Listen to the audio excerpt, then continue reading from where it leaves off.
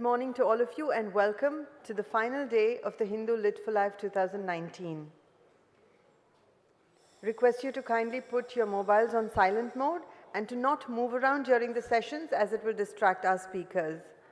A gentle reminder that authors will be available for book signings outside the auditorium. Please do not crowd them as they leave the stage. The Hindu Lit for Life has taken the first steps towards being a zero-waste festival in association with the Chennai Kalai Theruvira. As a part of this endeavor, we are working to reduce the use of plastic bottles and bags.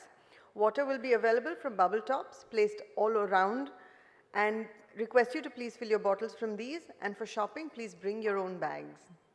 For those of you active on social media, do follow us on the Hindu Lit for Life page on Facebook, Twitter and Instagram. And if you're posting about the festival, please use the hashtag LFL2019. We would like to take a minute to thank our sponsors in association with NewsX, associate sponsors VR Chennai, fresh food partner ID Foods, session sponsor United India Insurance, bookstore partner Higginbotham's, water partner Archie Water, Wi-Fi partner ACT, radio partner Fever FM, and brought to you by Theme. Also, Kindle Direct Publishing and the Hindu Lit for Life are conducting a pen-to-publish writing contest. If you're interested, please contact the stall outside the auditorium. We're now ready to begin our first session for the morning. Why can't India and Pakistan be friends? Husain Haqqani in conversation with Suhasini Haidar. Husain Haqqani served as Pakistan's ambassador to the United States from 2008 to 2011 and is widely credited with managing a difficult partnership during a critical phase in the global war on terrorism. He has been a journalist, academic, and diplomat, in addition to serving as an advisor to 4 Pakistani prime ministers, including the late Benazir Bhutto. He received the Hilal-e-Imtiaz, one of Pakistan's highest civilian honors for public service. Suhasini Haidar is the diplomatic editor of The Hindu and writes regularly on foreign policy issues.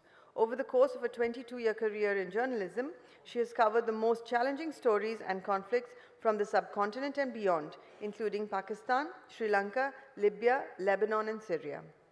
Why can't India and Pakistan be friends? Please welcome Husain Haqqani and Suhasini Haidar.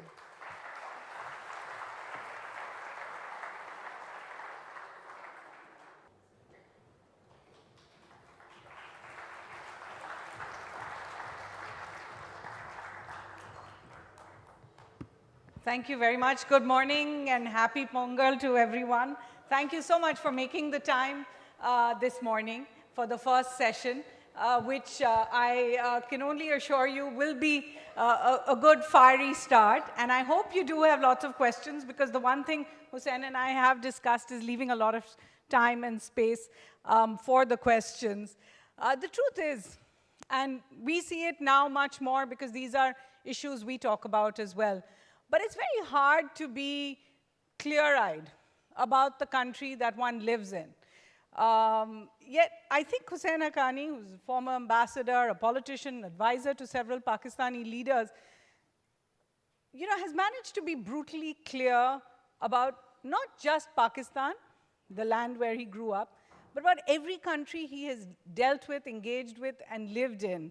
The United States, where he now lives, and even India, which he visits frequently. So what he says is as much about his personal experiences as it is about this ability to cut through, if you like, a lot of the noise that surrounds us. In a world really shorn of permanent heroes, in a sense, we yearn for heroes and yearn for good leadership. He has carved a path that's based on facts, on archives, conversations only he was privy to through these books, Between the Mosque and Military, Magnificent Delusions, Reimagining Pakistan, and India versus Pakistan. Why can't we just be friends? So we expect no less as he answers this question to begin with. They used to say this about economics, where there was this professor who would show up every year, and during the exams, he would have exactly the same question. And when they said, how can you ask your students exactly the same question every year? He said, because the answers change, but the question remains the same. So can we just start with that first question?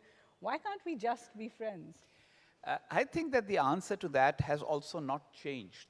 The reason why we haven't become friends is because after 1947, we have, or at least some constituencies within our countries, have chosen to see each other not as neighbors, not as potential friends, but as enemies. The process started with a tougher view on the Pakistani side. I have pointed it out many, many times that the terms of partition left Pakistan with 19% of British India's population, 17% of its economic resources, but 33% of British India's army. So when the only thing going for you is a large army, then the first thing you need is an enemy. And so unlike other countries, that raise an army proportionate to the size of the threat they face, Pakistan ended up creating a threat proportionate to the size of its army. So that was on the Pakistani side. On the Indian side, what happened was that in the beginning there was an attitude of, shall we say, yeah, Gandhi, who was the most generous towards Pakistan and at the time of its creation, said, this is like a member of a joint family moving out of the joint family home. But that's not how India treated Pakistan, let's be honest. Most people, and even yesterday I was around here, several people kept walking up to me saying, you know, but why can't Pakistan just stop existing? Kind of, why can't we one country again? Sometimes when a member of the joint family moves out, the way to deal with it is to say, you know what, we are not going to debate why you moved out forever. Let's just try and have a normal relationship.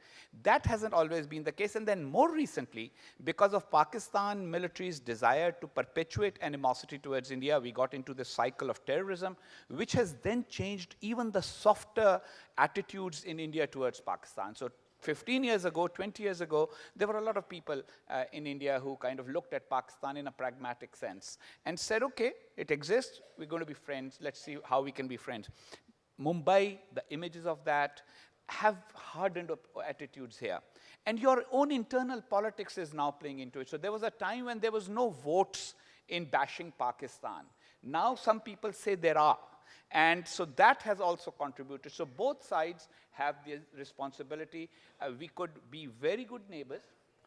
We could be like, ironically, it was Muhammad Ali Jinnah, the founder of Pakistan, who when he was asked what would be the relationship between Pakistan and India like, he said it should be like the relationship between Canada and the United States. The longest border in the world without a military presence, open border, trade, travel, largest trading partners. Just one point that the audience might not know, and they will find more such details if they read the book. South Asia was the most integrated region in the world in 1947. All the way from Kabul to Rangoon, you could travel. It was one integrated communication system, one integrated banking system, one currency,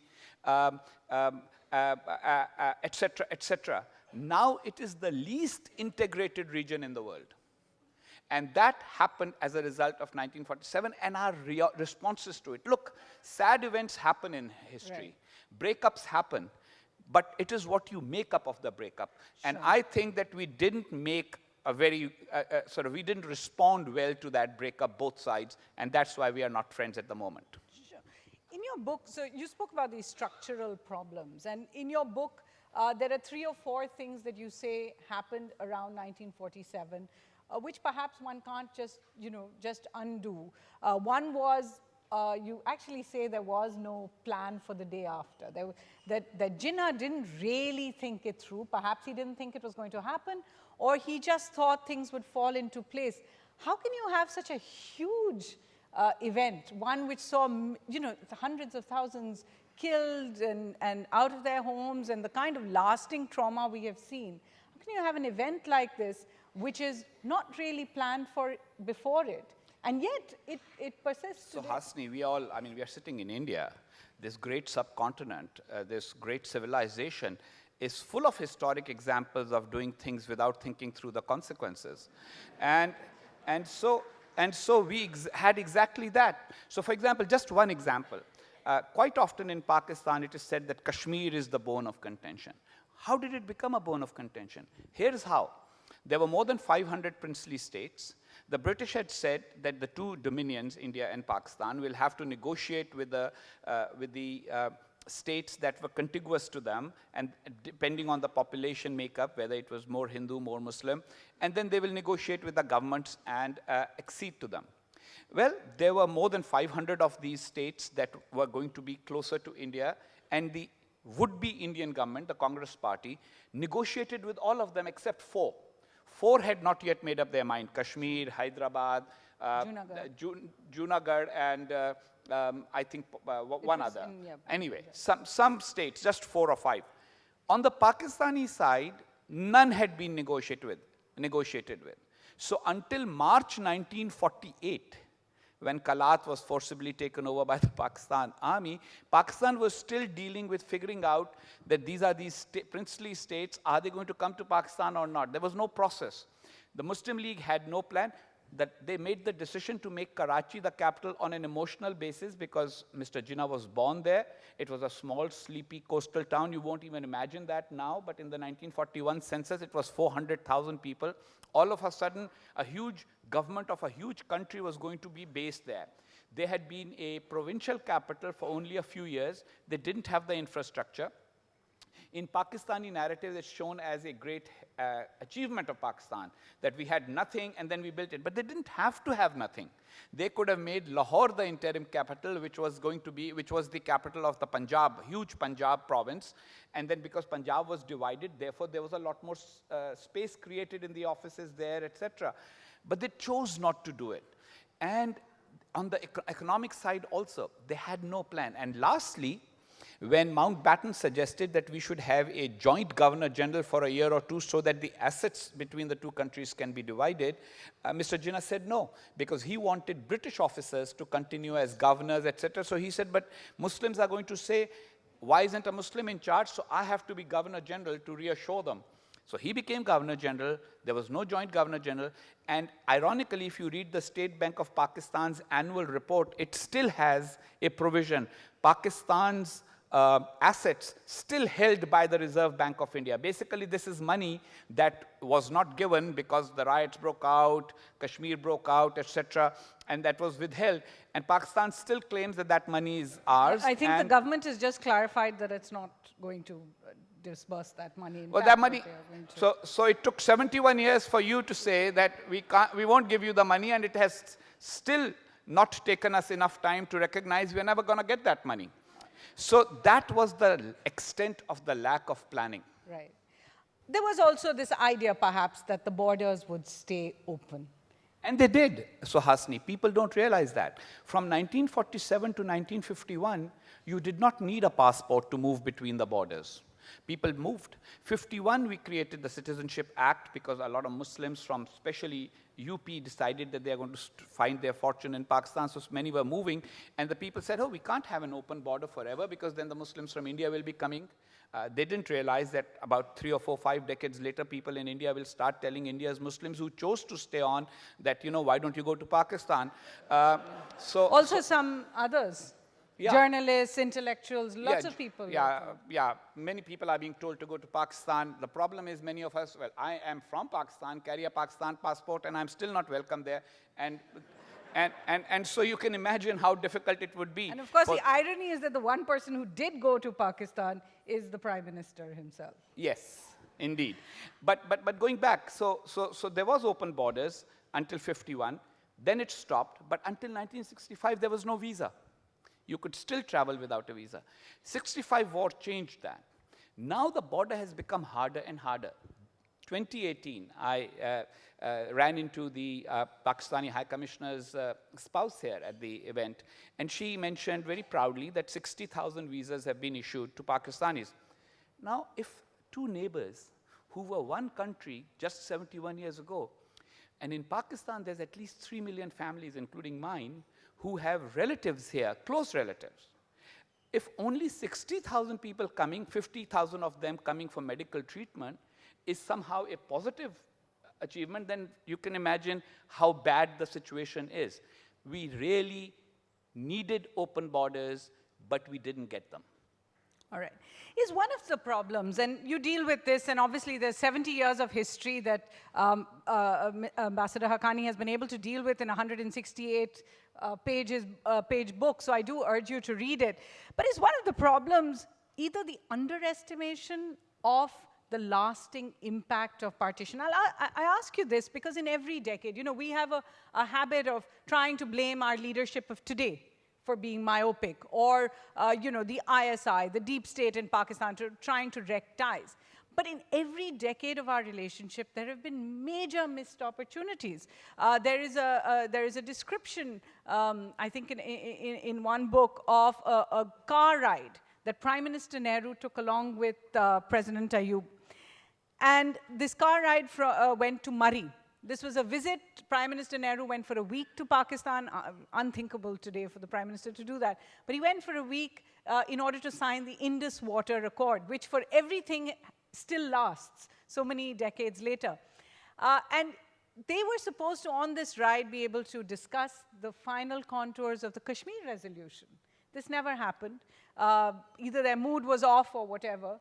So, you know, the history of India and Pakistan seems to be dotted with these what-ifs. What if Indira Gandhi had the Simla Accord directly after the 71 war, when there were very, very, you know, strong push factors from both sides to resolve?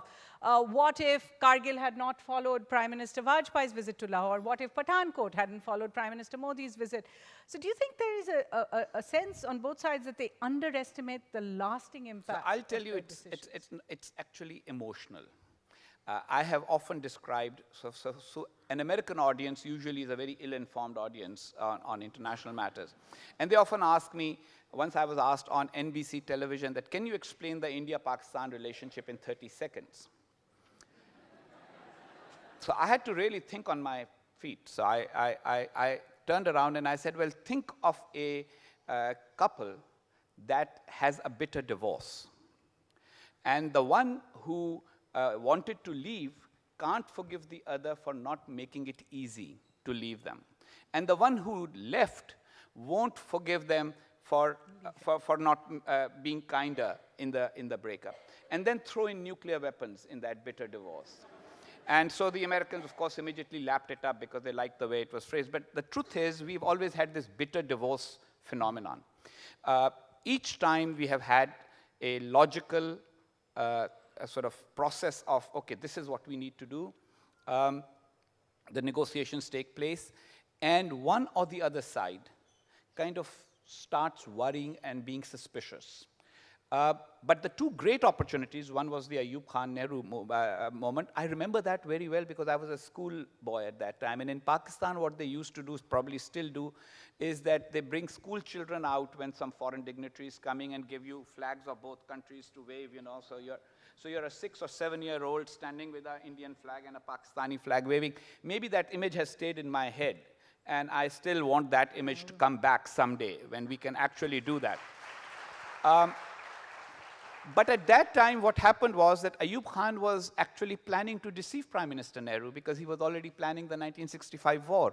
It was typical deception because what had happened was that Americans had provided Pakistan with this huge military assistance, and new Patton tanks had arrived, and and the Sabre jets.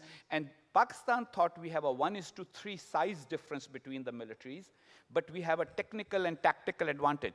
Now, that's the problem with having generals in charge. I mean, I was on a panel with General Rawat in Delhi the other day, and I said, you know what? You have a good thing going that civilians make major decisions. Don't upset that, please. Because the problem is that the military mind is not trained to think beyond locating the enemy and liquidating the enemy. So Ayub Khan, while he was negotiating, was also thinking as a military man. And in military terms, he was thinking of how he will use the advantage that he will get once he has new tanks and new planes. So that opportunity was lost because of that. The 71, 72 opportunity was lost because Indira Gandhi trusted a fellow politician. Bad move. Zulfikar Ali Bhutto said to her, let's sign this similar accord and let's keep certain things for the future so that I have some some way of being able to tell my military that I did not completely give in. Although that was a great moment. Pakistan had lost one wing. India held prisoners of war. And that was the time to say, let's have a kind of a final decision about our longer-term relationship. And Zulfikar Ali Bhutto said, I will not be able to do that, because politically the military will then say to me that I gave in too much. And subsequently, of course, he was overthrown. So as soon as Ziaul Haq came into office, he started saying the similar accord was an accord under duress. So therefore, it cannot be the basis of our relationship. So that one went. Then again, Kargil, another general, thinking that he can take military advantage of the peace moves. If Nawaz Sharif and Prime Minister Vajpayee had been able to move along, I think they would have had some kind of a settlement. And Dr. Manmohan Singh and Musharraf did actually make But some again, the Manmohan Singh Musharraf piece again. Musharraf, being a military man, kept it behind the scenes. I'm not that positive about it as some people here are, because he never went to the people of Pakistan or to the Pakistani military and say, it's in our interest to become friends. The real thing is that somebody has to convince those people who have been brought up on textbooks in Pakistan that are full of negativity, that say that India and Pakistan, you know, the Hindus and Muslims were two streams that flowed next to each other but never overlapped. They, you know, we had nothing in common. It's like rewriting history. And if you have that mindset, then the way to change it is by saying, but you know what? It's in our advantage to have a positive relationship. We need it for our economic well-being. We need it for our social and cultural well-being. We have so much in common. We have 5,000 years of shared history and only 71 years of partition. And if we put it that way, then it'll be easier to move forward, and Musharraf didn't do that. Right. I do want to come back to how we rewrite this history together and try to look for the future. But you mentioned at the beginning of what you said about emotions, the idea that perhaps you know, that we have some lasting residual emotions that makes us unable to be friends, yet we don't actually feel comfortable with the enmity. I want to tell you a story. In 2013, there was a lot of anger in India because an Indian prisoner in Pakistan who had been on death row was killed inside prison, Sarabjit Singh. And I went to cover his funeral. The atmosphere was tense. There was a lot of anger. There was a lot of protests against Pakistan at this village that he came from, Pikiwind in Punjab, which is near the border. And it was very genuine anger. I finished my coverage and then maybe 2 weeks later went across the border to cover the elections in Pakistan. Nawaz Sharif won those elections. And when I returned, almost in the same areas of Punjab, people were holding up signs saying, come to India, you know, son of Punjab and all the rest of that. Now, this is exactly the same population. So my question, and particularly since we have a largely Chennai-based audience over here, when we talk about this emotion, this lasting legacy, is this really a thing between India and Pakistan, or is it just about the two Punjabs? Well, Kartarpur corridor being opened and being presented in Pakistan as a big step forward shows that. It's about Punjab. Look, Pakistan, after the loss of East Pakistan and the creation of Bangladesh and the independence of Bangladesh, Pakistan is now fully dominated by Punjab. But even before that, in 1947, the army Pakistan got was largely Punjabi. And Punjab had a disproportionate share in Pakistan, even in the civil services, etc. There were the people who went from here, the UPites, etc., from the ICS. The rest were all from there. Now, the Baloch, the Sindhis, and the Pashtuns don't have the same views of relations with India that the Punjabis have had. Partly because they are members of the family are in the military, partly because they are the ones who have been at the forefront of the wars, partly that's where the military heroes are, that's where the war heroes are. So therefore, the jingoism is very much based there. On the Indian side also, there are all these Punjabis who actually come from families that were very prosperous on the Pakistani side. Punjab is the only region where there was virtual ethnic cleansing. No Hindus and Sikhs left on the Pakistani side, virtually no Muslims except in Malerkotla left on the Indian side. The rest of the places, there was very little migration. I mean, every now and then you run into a Muslim in Chennai who says, one of my uncles, he was in the civil service, so he decided he's going to Pakistan, but the rest of our family is all here.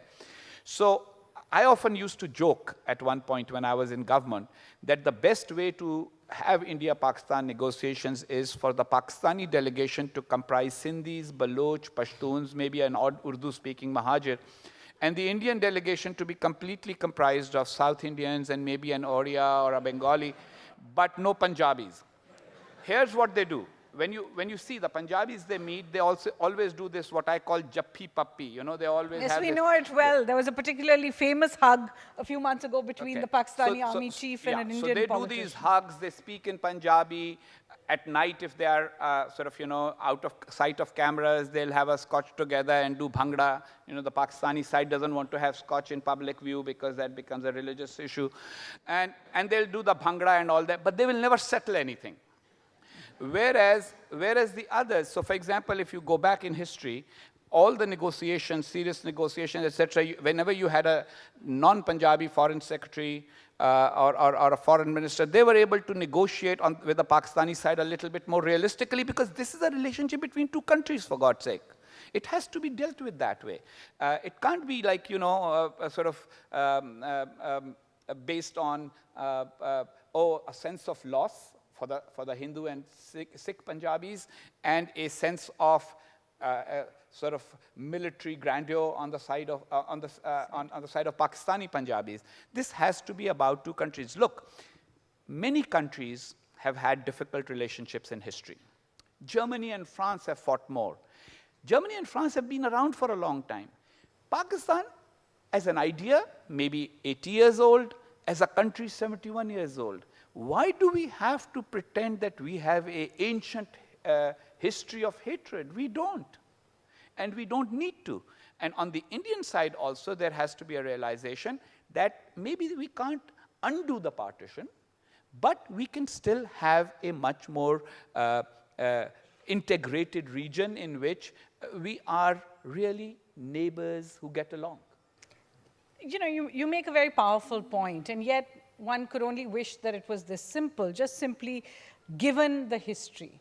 Let's look a little bit into the future. There is a new government in Pakistan. It's certainly, the Imran Khan government has made the outreaches, if you like, want to start talks, has decided to open the Kartarpur corridor. Do you think all the factors that have held back India and Pakistan's relations, including the structural ones you referred to, do you think that they will hold back all dialogue in the future? We are now looking at 10 years this year. In 2018, we ended 10 years of no real dialogue process. Well, before those 10 years, we had 46 rounds of meetings at the highest level. 46. Presidents, prime ministers, etc. And none of the foundational issues have been resolved. Look, I'm a Pakistani, but even I can't find justification for why Hafiz Saeed should remain free, the people who perpetrated Mumbai should remain free, and still India should feel obligated to talk to the government that does not act against them. So therefore, I think that unless there is a major change in conduct, in action, I don't think this stalemate will end. Now, as far as Imran Khan is concerned, you do know my critique of him. I have written about it.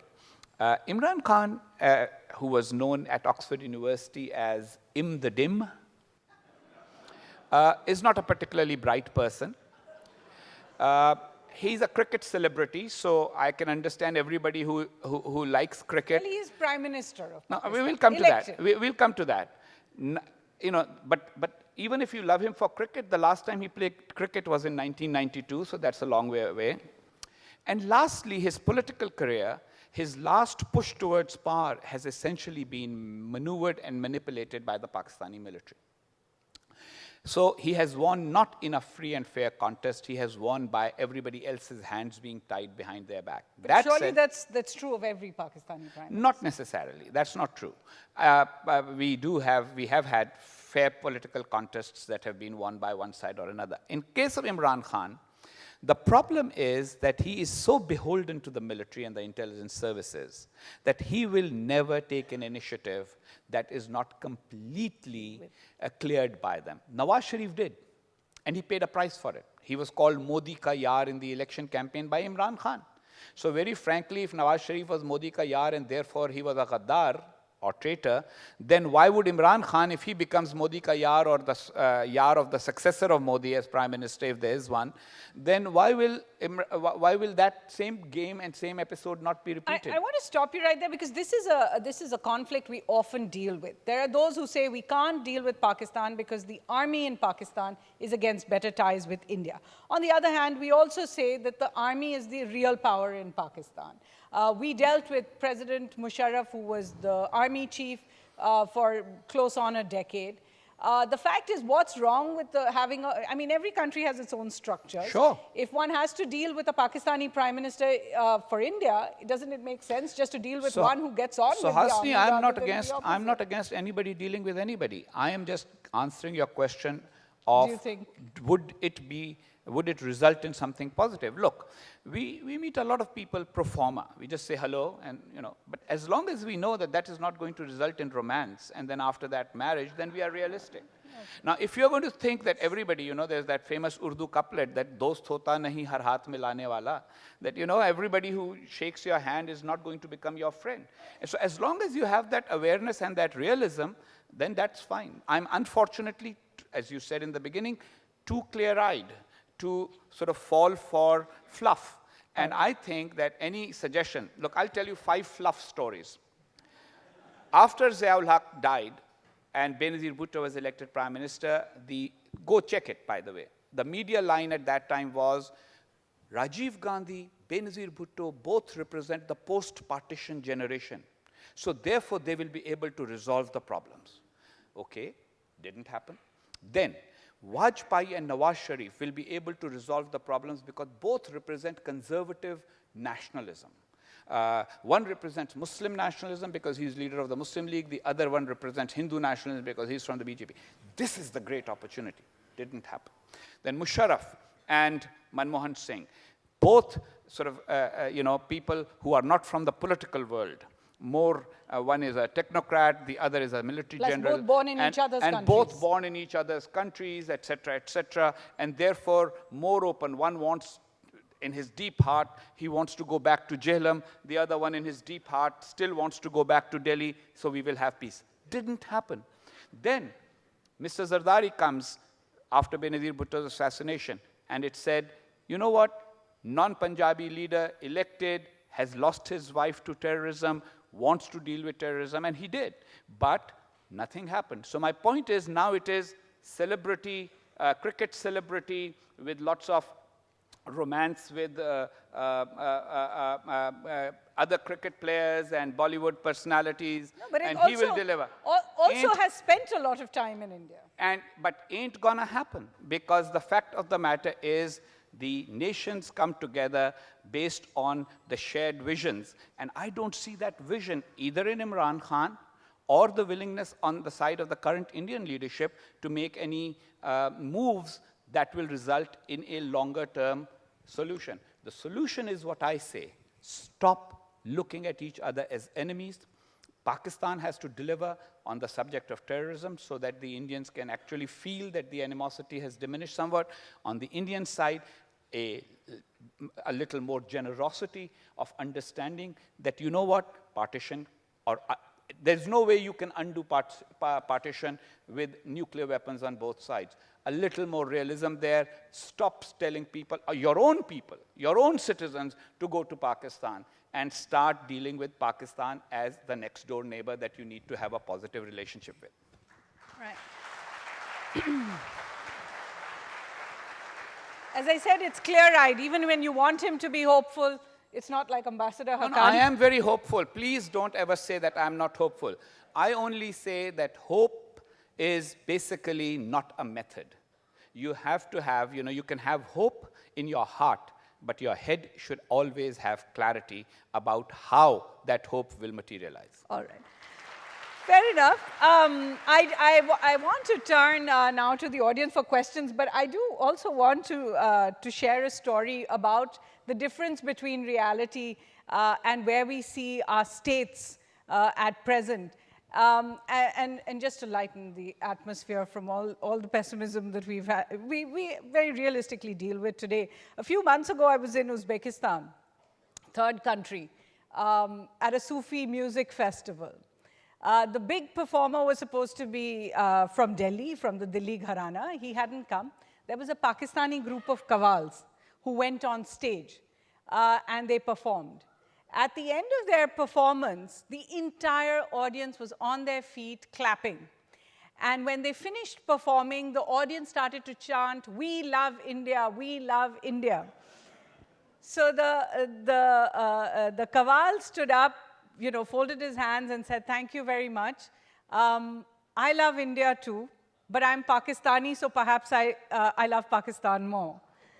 And when you see that kind of a picture in reality, you just come back to the question we started with, really. Why can't we? So Hasni, even though I'm in the South and not everybody speaks Urdu or Hindi, but there's a very famous poem of our poet Faiz Ahmad Faiz, revolutionary poet, which starts with a couplet, and I'll translate it in English for the benefit of those who do not know the language, that "Hum ke thehre ajnabi, itni madaraton ke baad, फिर बनेंगे आशना कितनी मुलाकातों के बाद." We who have become strangers after sharing so many moments and so much time of togetherness, I cannot start to speculate how long it would take for us to become acquainted once again. All right. Could I just see how many people have questions, and then oh my God, there are quite a few. So I will ask, the lady. And just please have questions at the end of it and not very long ones. Hello, good morning. Sir, just hold on. There's a gentleman here, and then you can go next. It was always alleged that the British had a rule. If that was true, why India and Pakistan, after 5 years of honest negotiations, could have become one country? India became partition 47. If their idea was that bad, then why did they not become one country just after 5 years of intense negotiation, at least to prove the British wrong? All right. That's a very interesting question. There was a gentleman there. Actually, like every year there will be so many strikes from the Pakistani from the Pakistani border, and they're attacking the villages and all. There are about 30, 40, They don't own up, Whenever there is a discussion with Arnab and all, they say, we don't know. So they are terrorists. They don't belong to our military. The denial. They don't even own up Kasab. Right. They don't even own up Kasab. Is the denial from Pakistan really at the base of the problem? Yeah. There's a lady at the back over there. Sure. Go ahead. Go ahead first, sir. Go ahead. You don't have to stand up. It's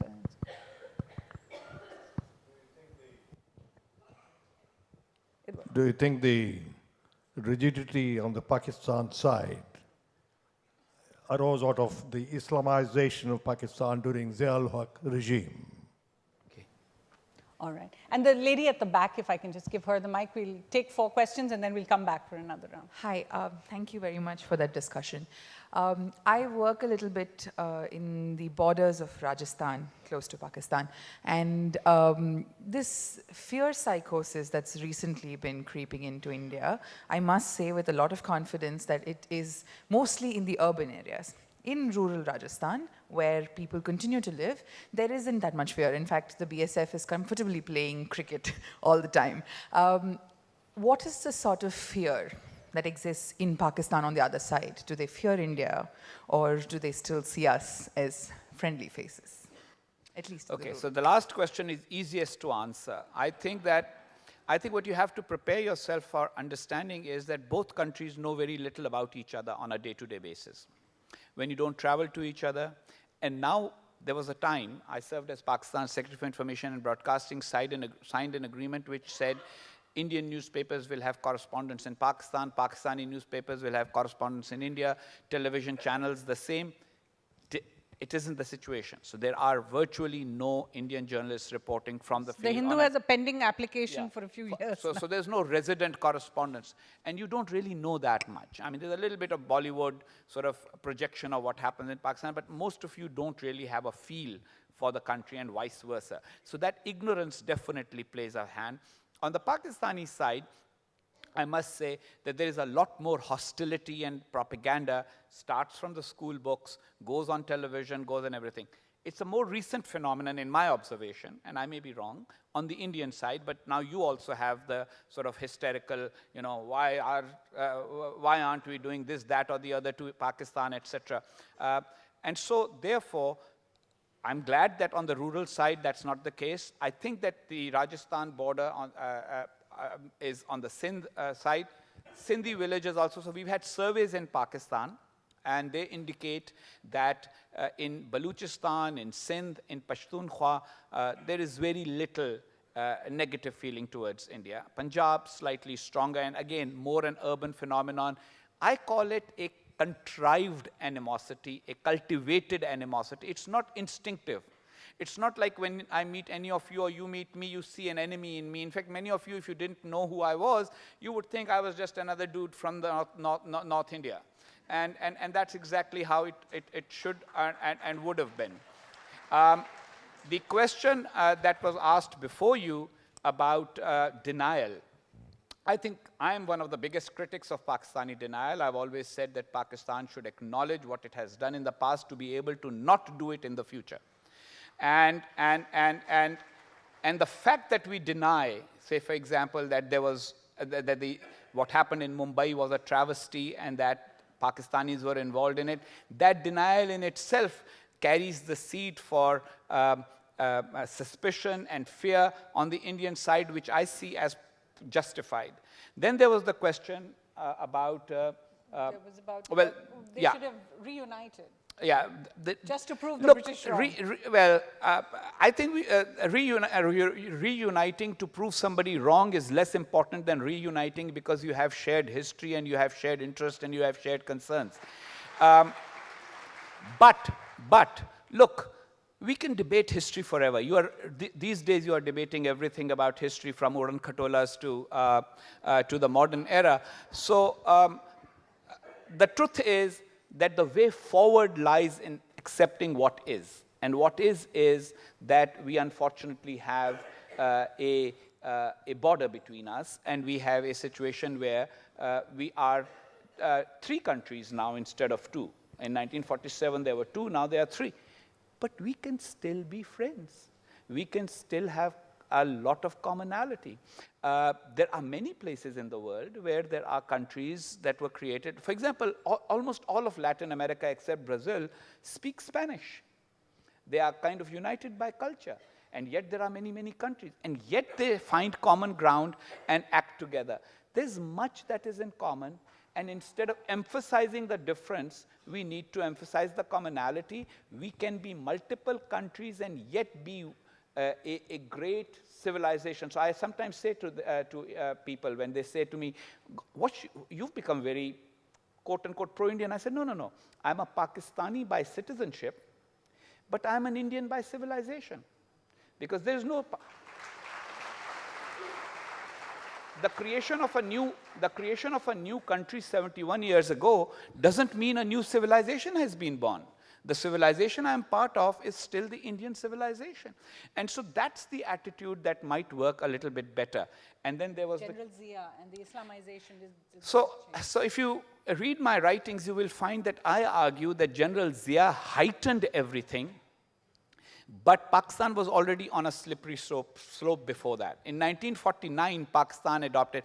The difference is that before Zia, Pakistan's elite was very westernized. And now a non-westernized, more Islamist elite also arose. That's the difference. Otherwise, in rhetoric, in what we were trying to accomplish, even Ayub Khan started teaching, in our courses. I was, as I said, a school student then. And in our textbooks, thoughts were thrown in about how Pakistan was inevitable because the Muslim and the Hindu could never get along, etc., etc. And so I think that the Islamization heightened things, but there was a problem that had already started soon after independence in 1948, Until we 49. address the structural And that is the problems. structural issue. Here's the structural issue.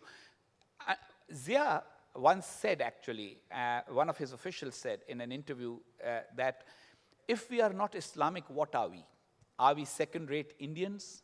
So it was like an identity thing, you know, how do you create a Pakistani identity? Because you know what, when I'm eating dal chawal, am I eating Indian dal chawal or am I eating Pakistani dal chawal?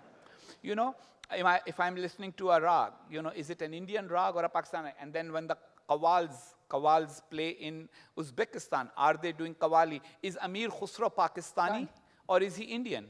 Of course. So that has led to this contrived over-Islamization. Otherwise, look, we had a politician called Wali Khan who was the son of Bacha Khan, of Khan Abdul Ghaffar Khan. And he used to say, I have been a Pashtun for 5,000 years, I have been a Muslim for 1,400 years, and I'm a Pakistani only for 50 years, because at that time Pakistan was 50 years old. Okay, we have time for 3 quick questions, but they should be quick. One of the irreconcilable contentions that both the countries have is the border itself, where Indians say it is Pakistan occupied Kashmir, and that side they say Indian occupied Kashmir. So now this seems to go on, and the contention seems to be happening quite a bit on this. So how is there a solution to Kashmir this at the particular center? question? That's my question, yes. All right. And okay, please go ahead. Just one second. All right. That's a nice question. Madam, in the balcony. Thank you. My Gentleman with the question is twofold. One is, do you feel Mr. Jinnah's early death has created some gap between us? Secondly, whether the present Kashmir status can be a permanent border and that can be sold to Pakistanis. Madam, in the One balcony. more, Madam, one more. There's one lady with a mic here, and we'll end it there. Madam, please, in the balcony. This is with regards to your statement about being Indian in civilization, but Pakistani in citizenship. But a better part of that civilization is also shared by the side of Pakistan.